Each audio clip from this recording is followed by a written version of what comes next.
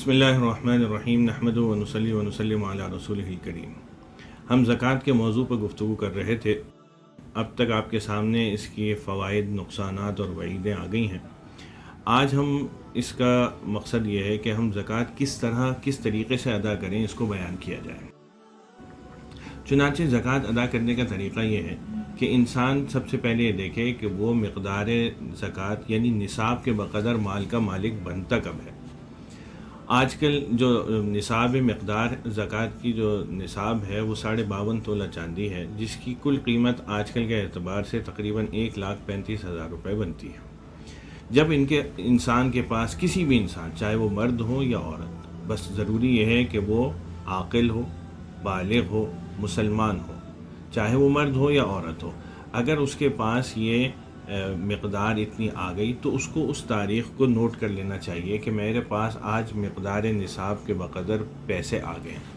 یہ ہر انسان کے پاس مختلف حالات میں آتے ہیں۔ بعض دفعہ وراثت کی وجہ سے کسی کے پاس اتنے پیسے آ جاتے ہیں، بعض دفعہ کسی کے ہدیے تحفے کی وجہ سے آ جاتے ہیں، بعض دفعہ انسان ملازمت کرتا ہے تو اس میں آ جاتے ہیں، بعض دفعہ شادی کے عمل میں جاتا ہے تو اس کے پاس اتنی رقم آ جاتی ہے۔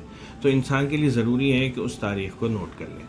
اگر اس نے نوٹ نہیں کی ہوئی تو پھر ایک اندازے سے کرے، جیسے کہ ہمارے یہاں عموماً طور پر لوگ یکم رمضان اپنی تاریخ مقرر کرتے ہیں اور پھر اسی کے مطابق اپنی زکوٰۃ ادا کرتے ہیں۔ تو اس میں بھی کوئی حرج نہیں ہے کہ اگر یہ پتہ ہو، لیکن یہ جو تاریخ ہمیں لینی ہے وہ قمری سال کی لینی ہے، شمسی سال کی نہیں لینی، اس لیے کہ شمسی سال جو ہے وہ بڑا ہوتا ہے اور قمری سال چھوٹا ہوتا ہے۔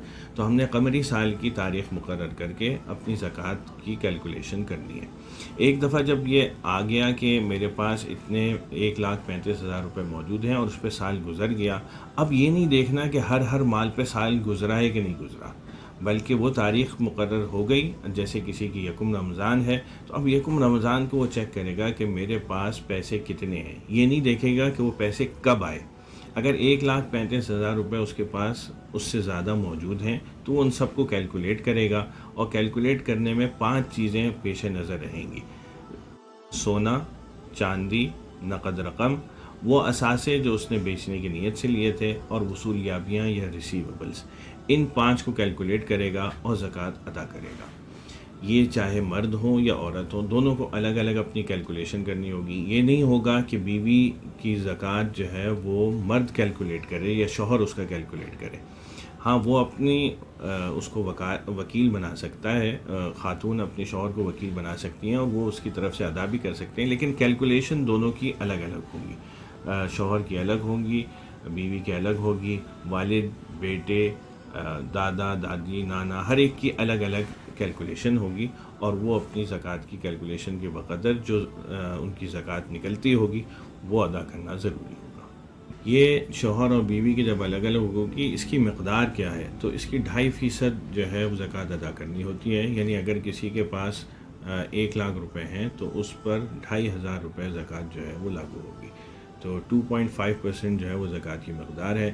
جو بھی اس کے وہ کیلکولیشن بنے گی، اس میں سے 2.5% جو ہے وہ زکوٰۃ ادا کرنی ہوگی، یعنی 100 روپے میں صرف 2.5 روپے۔